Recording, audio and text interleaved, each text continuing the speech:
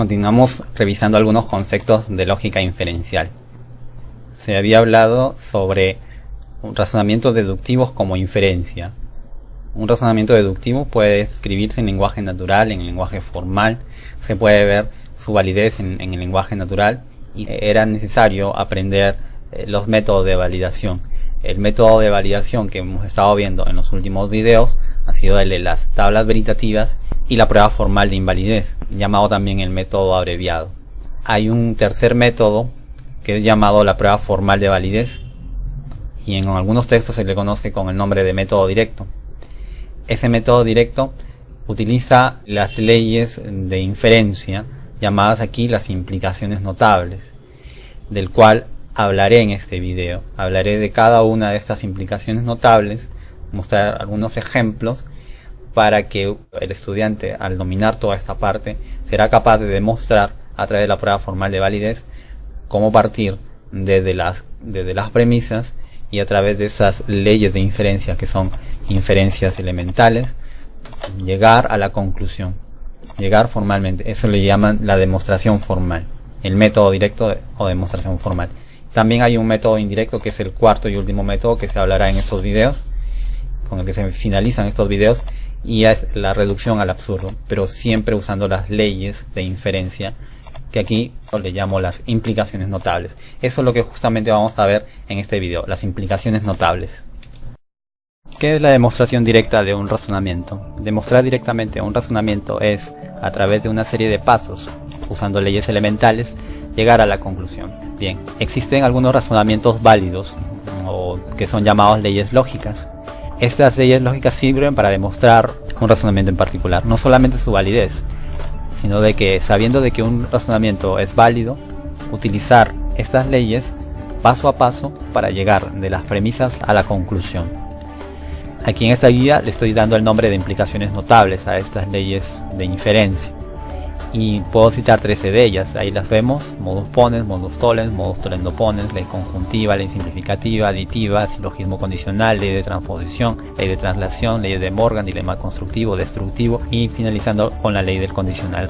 13 leyes de inferencia. Estas leyes se van a tener que dominar para poderlas utilizar en la demostración directa, llamada aquí la prueba formal de validez. Bien, vamos a presentar ahora el modus ponens. Modus ponens dice: si P implica Q y se cumple P, luego se deriva Q. Un ejemplo de modus ponens es: si llueve, las calles se mojan. Y si está lloviendo, ¿qué se puede concluir? Que las calles se están mojando. El modus ponens es uno de los más simples y el más famoso tal vez de las leyes de inferencia. Así vamos a ver ahora el modus tollens. Modus tollens, al igual que el modus ponens, empieza en la primera premisa con una condicional P implica Q. Pero esta vez no está afirmando el antecedente P, sino afirma la negación del consecuente. Si se afirma la negación del consecuente, inmediatamente se deriva la negación del antecedente. Eso es el modus tollens. Un ejemplo de ello se puede ver así: si llueve, las calles se mojan. Las calles no están mojadas. ¿Qué se puede concluir? Que no está lloviendo, o que no ha llovido. O sea, negar el consecuente implica negar el antecedente. Si llueve, las calles se mojan. Si las calles no están mojadas, seguro que no ha llovido. Modus tollens viene a ser la contrarrecíproca de la condicional P implica Q. Vamos a ver el modus tollendo ponens. También tiene dos premisas y una conclusión. Dice en la primera premisa: o se cumple P o se cumple Q. No se cumple P, entonces ¿qué se cumple? Se cumple Q. Es algo así como un descarte de datos. De dos cosas que se cumplen, o una o la otra, si una se descarta, inmediatamente queda la otra. Visto en ejemplo: o vamos al cine o vamos al teatro. No vamos al cine, entonces se deduce que vamos al teatro. O vamos al cine o vamos al teatro. No vamos al teatro. ¿Qué queda? Que vamos al cine. Eso es lo que se está concluyendo. O sea que o se cumple P o se cumple Q. No se cumple P, se cumple Q. Si no se cumple Q, se cumple P. La ley conjuntiva también tiene dos premisas y deriva en que ambas premisas se cumplen a la vez. Y claro, de hecho, como aquí hay dos premisas, estas dos premisas ya de por sí están unidas por una conjunción. Aquí viene la conjunción de P y Q. Un ejemplo de la ley conjuntiva dice: soy guapo, soy millonario. Luego puedo decir que soy guapo y soy millonario. Entonces, dadas dos premisas, inmediatamente se puede sacar la conjunción de esas dos premisas. Eso es lo que dice la ley conjuntiva. La ley simplificativa, dada P y Q, inmediatamente se puede concluir que P. Dada P y Q, inmediatamente se puede concluir que Q. Uno de los dos se puede concluir. Esa es la simplificativa, que va a simplificar la expresión. De lo que eran dos, se queda uno. Podemos citar el ejemplo, soy guapo y millonario, y puedo deducir inmediatamente, soy guapo. O también puedo decir, soy guapo y millonario, y luego puedo decir, soy millonario. Ahora pasamos a ver la ley aditiva. Dice, de que dada una premisa, inmediatamente se puede concluir en una disyunción de la premisa dada con cualquier otra proposición. Si afirmo P, o se cumple P, o se cumple cualquier otra proposición Q.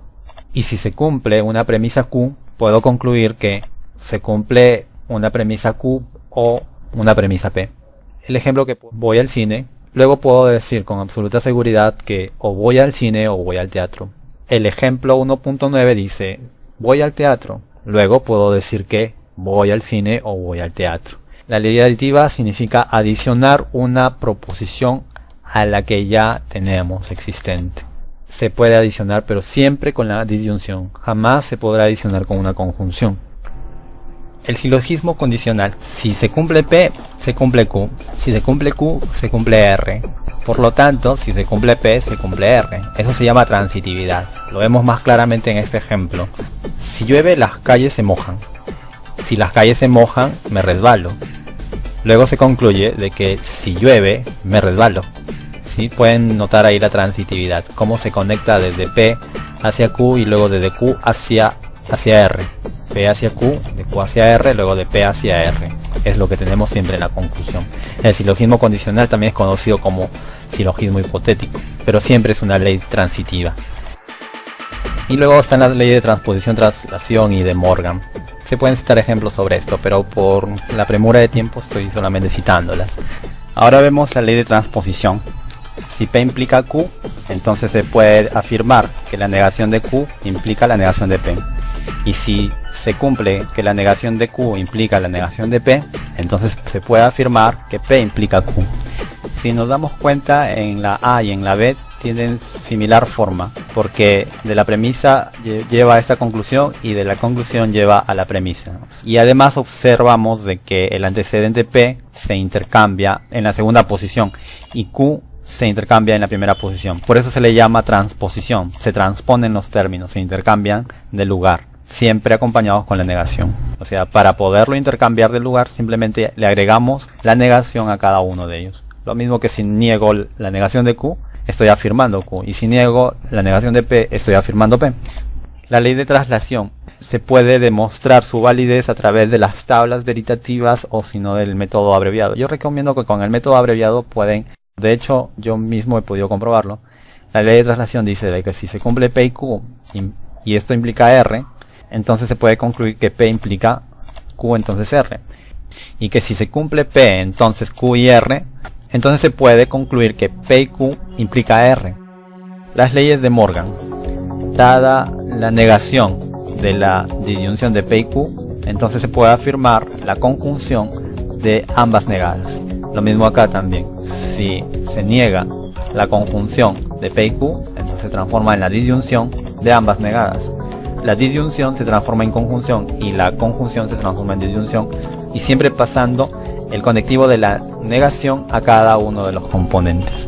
Vemos el dilema constructivo. Si se cumple P y Q y además se cumple de que R, entonces S. Si se cumple P o R, es decir, si se cumplen los antecedentes, entonces se concluye que uno de los consecuentes se debe cumplir. Y el dilema destructivo, si P implica Q y R implica S, entonces si negamos Q o negamos S, entonces uno de los antecedentes P y R negados se debe de cumplir. El dilema constructivo es muy similar al modus ponens, de que si P entonces Q y se cumple P, se concluye Q. Si se afirma el antecedente, se concluye el consecuente. El dilema constructivo también está diciendo de que se afirma P o R, o sea, se afirma alguno de los antecedentes. Por el modus ponens se puede ver de que se debe de cumplir cualquiera de los consecuentes. Disyunción, disyunción.